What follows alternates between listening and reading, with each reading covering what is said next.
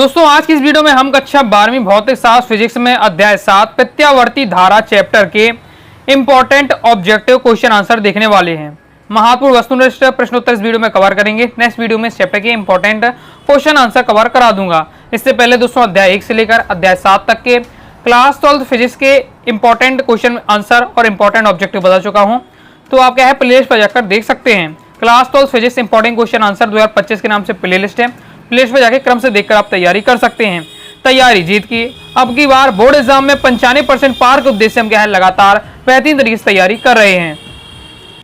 सबसे पहले दोस्तों आ जाते हैं बहुविकल्पी प्रश्न। इसमें हमारा पहला है प्रत्यावर्ती धारा का वर्ग माध्य मूल मान होता है, शिखर मान है। तो शिखर मान से क्या होता है आपका वर्ग माध्य मूल मान शिखर मान का क्या होता है 2 गुना होता है। आगे देख लेते हैं। नेक्स्ट हमारा किसी परिपथ अवयव में विभवांतर स्रोत के विद्युत वाहक बल से अधिक है, वह दोस्तों आपका क्या हो जाएगा प्रत्यावर्ती धारा परिपथ का होगा। ओके, आगे नेक्स्ट हमारा क्वेश्चन है यदि प्रत्यावर्ती धारा जनित के आर्मेचर के घूर्णन की चाल 2 गुनी कर दें तो प्रेरित विद्युत वाहक बल हो जाएगा। तो प्रेरित विद्युत वाहक बल आपका क्या है 2 गुना हो जाएगा। आगे नेक्स्ट हमारा क्वेश्चन है, आगे दोस्तों हम क्वेश्चन आंसर में क्या है टॉपिक को समझेंगे। ओके, नेक्स्ट शुद्ध संधारित्र युक्त प्रत्यावर्ती परिपथ में प्रवाहित धारा एवं वोल्टा के मध्य कलांतर होता है। एमपी बोर्ड एग्जाम 2023 में क्वेश्चन आ चुका है। तो आपको शुद्ध संधारित्र युक्त प्रत्यावर्ती परिपथ में आपका क्या है में वोल्ट और धारा और वोल्टा के मध्य कलांतर पूछा जा रहा है, तो π/2 होता है। ओके, नेक्स्ट हमारा क्वेश्चन है एक प्रत्यावर्ती धारा परिपथ में लगे 10 प्रेरकत्व का प्रतिघात 10 ओम है। धारा का कोणीय आवृत्ति, तो धारा की कोणीय आवृत्ति आपकी 1000 हो जाएगी। नेक्स्ट हमारा यांत्रिक ऊर्जा को विद्युत ऊर्जा में बदलने की युक्ति इंपॉर्टेंट है बहुत ज्यादा। तो यांत्रिक ऊर्जा को जो विद्युत ऊर्जा में बदलता है वो आपका क्या है एसी डायनेमो में होता है। ओके, नेक्स्ट हमारा क्वेश्चन है एक पूर्ण चक्र में प्रत्यावर्ती धारा का औसत मान होता है, तो 0 होता है। बहुत ज्यादा इंपॉर्टेंट है, तैयार करके आपको इसे रखना है। ओके, नेक्स्ट जो हमारा क्वेश्चन है आपका रूट LC का मात्रक है, तो ये आपका सेकंड इसका आपका राइट आंसर हो जाएगा। आगे देख लेते हैं। आगे नेक्स्ट हमारा क्वेश्चन है ऊंचाई ट्रांसफार्मर की प्राथमिक कुंडली में फेरों की संख्या द्वितीयक कुंडली की तुलना में। देखिए ऊंचाई ट्रांसफार्मर का क्या काम होता है। ट्रांसफार्मर 2 प्रकार के होते हैं। अभी मैं आपको ट्रांसफार्मर वाला बहुत ज्यादा इंपॉर्टेंट क्वेश्चन है, आपका हमेशा लॉन्ग में आपका आता है 4 नंबर में। ओके, तो मैं आपको बता दूंगा पूरा अच्छे से बेहतरीन तरीके से समझा दूंगा ट्रांसफार्मर और उसका पूरा सिद्धांत, कार्य विधि, नामांकन चित्र। ओके, और आपके क्या है ऊर्जा क्षय के कारण उन्हें कम करने के उपाय, सब कुछ हम धीरे समझेंगे।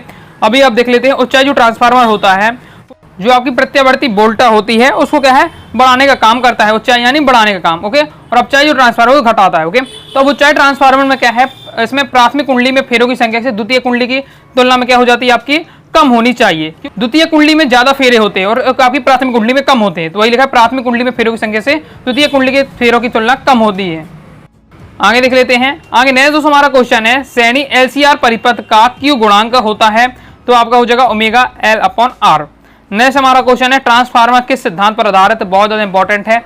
एमपी बोर्ड एग्जाम 2022 में क्वेश्चन आ चुका है। तो ट्रांसफार्मर दोस्तों आपके अन्योन्य प्रेरण के सिद्धांत पर कार्य करता है, क्योंकि ट्रांसफार्मर भी क्या होता है जब पूरा ट्रांसफार्मर बनता है तो उसमें भी क्या है जब एक आपकी एक साइड की कुंडली में धारा दी जाती है तो दूसरी साइड में क्या होती है चुंबकीय आपका चुंबकीय प्रभाव के कारण क्या हो जाता है दूसरी कुंडली में प्रेरित धारा उत्पन्न हो जाती है। ओके, जैसा कि हमने क्या है स्वप्रेरण अन्योन्य प्रेरण पढ़ा था, इसे पिछले वाले चैप्टर में मैंने आपको डिटेल समझाया था। तो ये आपका क्या है अन्योन्य प्रेरण की घटना होती है ट्रांसफार्मर में। ओके, तो ये आपका ट्रांसफार्मर अन्योन्य प्रेरण के सिद्धांत पर कार्य करता है। आगे देख लेते हैं और भी कुछ मैंने क्वेश्चन सेलेक्ट किया, उन्हें देख लेते हैं। किसी परिपथ में धारा वाटहीन होता है यदि क्या है परिपथ में जो प्रतिरोध होता है वो 0 होता है, ये प्रतिरोध 0 हो परिपथ में तो आपकी धारा वाटहीन होती है। ओके, नेक्स्ट हमारा क्वेश्चन है प्रत्यावर्ती धारा में परिवर्तन होता है, परिवर्तित होती है। तो प्रत्यावर्ती धारा में दिशा और परिणाम दोनों आपके परिवर्तित होते रहते हैं। ओके, नेक्स्ट हमारा क्वेश्चन है प्रत्यावर्ती धारा यानी AC को डिस्ट धारा DC में परिवर्तित किया जाता है, तो AC को DC में कौन बदलता है आपका डिस्टकारी बदलता है। ओके, तो डिस्टकारी द्वारा इसका राइट आंसर हो जाएगा। नेक्स्ट है किसी विद्युत परिपथ में आपका cos phi को कहते हैं, तो cos phi आपका क्या होता है शक्ति गुणांक को कहते हैं। ओके, नेक्स्ट देख लेते हैं। आगे नेक्स्ट क्वेश्चन है एक पूरे चक्र में प्रत्यावर्ती धारा का मध्यमान होता है, तो 0 होता है, भी हमने देख चुके हैं।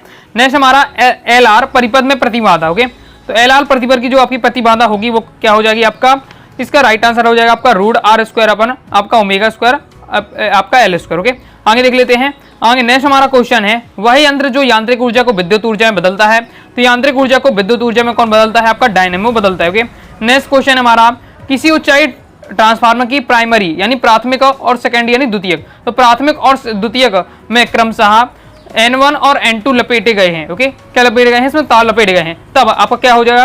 तो ऊंचाई ट्रांसफार्मर कहा गया है। तो ऊंचाई ट्रांसफार्मर में क्या होती है? ऊंचाई ट्रांसफार्मर जो प्राथमिक कुंडली होती है उसमें फेरों की संख्या कम होती है, जबकि द्वितीय कुंडली में फेरों की संख्या ज्यादा होती है। तो इसका बी नंबर का राइट आंसर हो जाएगा, क्योंकि आपकी N2 यानी द्वितीय कुंडली में फेरों की संख्या ज्यादा होती है N1 की अपेक्षा। जबकि अपचाई ट्रांसफार्मर में क्या होता है? प्राथमिक कुंडली में आपके ज्यादा फेरे होते हैं, जबकि द्वितीय कुंडली में कम होते हैं। क्योंकि अपचाई ट्रांसफार्मर क्या करता है? प्रत्यावर्ती वोल्टेज को कम करता है, इसलिए जो आपकी द्वितीय कुंडली है उसमें फेरों की संख्या कम होती है। ऊंचाई ट्रांसफार्मर आपकी क्या होती है? प्रत्यावर्ती वोल्टेज को बढ़ाता है, इसलिए जो द्वितीय कुंडली होती है उसमें फेरों की संख्या ज्यादा होती है ऊंचाई ट्रांसफार्मर। ओके, ये आपको ध्यान रखना है। नेक्स्ट आ जाता है रिक्त स्थानों की पूर्ति कीजिए। पहला है डिस्क धारा की आवृत्ति डेडेस होती है तो शून्य होती है। एमपी बोर्ड एग्जाम 23 में क्वेश्चन आ चुका है। समांतर अनुनादी परिपथ को डेडेस परिपथ भी कहते हैं, तो अस्वीकार कर परिपथ कहते हैं। अनुनाद की दशा में समांतर अनुनादी परिपथ की प्रतिबाधा डेडेस होती है तो यह अधिकतम होती है। ट्रांसफार्मर डेडेस के सिद्धांत पर कार्य करता है, तो हम देख चुके हैं अन्योन्य प्रेरण के सिद्धांत पर कार्य करता है। आगे नेक्स्ट हमारा क्वेश्चन है चौका कुंडली में बहने वाली धारा को डेडेस धारा कहते हैं, तो चौक कुंडली में बहने वाली जो धारा होती है वाटहीन धारा होती है। प्रेरण प्रतिघात जैसे एक्सेल से प्रेरण प्रतिघात को प्रदर्शित करते हैं का ऐसा पद्धति में मात्रक बोर्ड एग्जाम 2020 में क्वेश्चन आ चुका है। तो कि जो कोई प्रतिघात हो आपका, ओके, वो आपका कोई प्रतिघात हो, चाहे आपका संधारित्र प्रतिघात हो, ओके, प्रेरक प्रतिघात हो, सबका आपका जो मात्रक होता है वो आपका ओम ही रहेगा, क्योंकि वो भी क्या है? प्रतिरोध है। ओके, प्रतिरोध का मात्रक हम जानते हैं ओम होता है। ओके, अब देख लेते हैं सत्य सत्य। चलिए आगे देख लेते हैं। आगे दोस्तों हम देखेंगे सत्य सत्य। आगे बढ़ने से पहले दोस्तों बताना चाहूंगा, अगर दोस्तों आप क्लास 12th फिजिक्स सब्जेक्ट की प्रॉपर रूप से तैयारी करना चाहते हैं, ऑल चैप्टर पीडीएफ नोट्स चाहते हैं, ऑल चैप्टर आप important question answer, all chapter objective question answer, previous year paper solution, model paper solution, सभी मटेरियल एक साथ पीडीएफ के रूप में चाहते हैं, अनुराग सारी क्लासेस के क्लास 12th फिजिक्स के कोर्स को ज्वाइन कर सकते हैं। कोर्स को ज्वाइन करने के लिए 90 39 53 44 79 दिए गए व्हाट्सएप में मैसेज करके आप कोर्स के बारे में जानकारी ले सकते हैं और कोर्स को ज्वाइन कर सकते हैं। अब दोस्तों हम देख लेते हैं सत्य सत्य। पहला क्वेश्चन है समान विभव की प्रत्यावर्ती धारा डिस्क धारा से अधिक खतरनाक होती है, तो बिल्कुल आपका सत्य हो जाएगा। ओके, समान विभव की प्रत्यावर्ती धारा होती है वो डिस्क धारा से अधिक खतरनाक होती है। नेक्स्ट है प्रत्यावर्ती धारा से विद्युत अपघटन असंभव है, तो आपका बिल्कुल सत्य हो जाएगा। नेक्स्ट है प्रत्यावर्ती धारा के मापन यंत्र व डिस्क धारा के मापन यंत्र समान होते, तो आपका सत्य हो जाएगा। प्रत्यावर्ती धारा बहुत ज्यादा खतरनाक होती है, बहुत ज्यादा वोल्टेज की होती है, जबकि डिस्क धारा आपकी ऐसी नॉर्मल होती है। ओके, जो छोटी सी मोटर आती है उसमें डिस्क धारा होती है, जबकि जो आपके बोर्ड वगैरह में जो आपकी रहती है, ओके, जो आपके इलेक्ट्रिक बोर्ड होते हैं उनमें आपकी प्रत्यावर्ती धारा होती है जो आपके घर में आती है। ओके, नेक्स्ट अपचाई ट्रांसफार्मर धारा की प्रबलता कम कर देता है, तो आपका असत्य हो जाएगा। जो आपका अपचाई ट्रांसफार्मर होता है वो धारा की प्रबलता को क्या होता है? आपका धारा की प्रबलता को बढ़ा देता है, वोल्टेज आपका कम कर देता है, लेकिन धारा की प्रबलता आपको बढ़ाता है। जबकि जो आपका उच्चाई ट्रांसफार्मर होता है वो वोल्टेज बढ़ाता है लेकिन धारा की प्रबलता को कम कर देता है। ओके, यहाँ आपकी धारा की प्रबलता की बात की जा रही है, वोल्टेज की बात नहीं हो रही, तो धारा की प्रबलता को आपका है अपचाई ट्रांसफार्मर आपका कम कर देता है। ओके, नेक्स्ट देख लेते हैं। तो कम कर देता तो आपका असत्य हो जाएगा, क्योंकि क्या है? वो बढ़ाता है। नेक्स्ट चौक कुंडली बनाने में नर्म लोहे के कोड का प्रयोग किया जाता है, बिल्कुल सत्य हो जाएगा।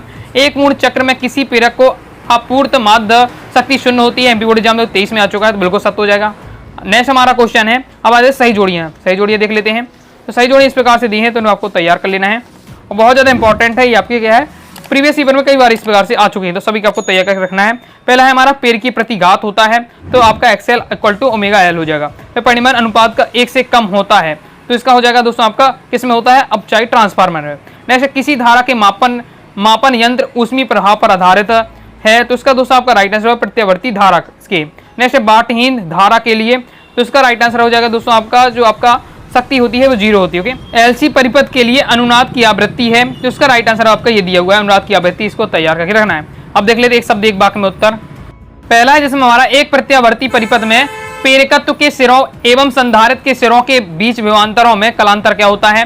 तो इसमें कलांतर आपका कितना बनेगा? 180 डिग्री का होगा। ओके, आगे नेक्स्ट हमारा चौक कुंडली की कार्य विधि किस गणना पर आधारित होती है? जो चौक कुंडली की जो कार्य विधि होती है वो स्वप्रेरकत्व की गणना पर क्या हो? आधारित होती है। आगे देख लेते हैं।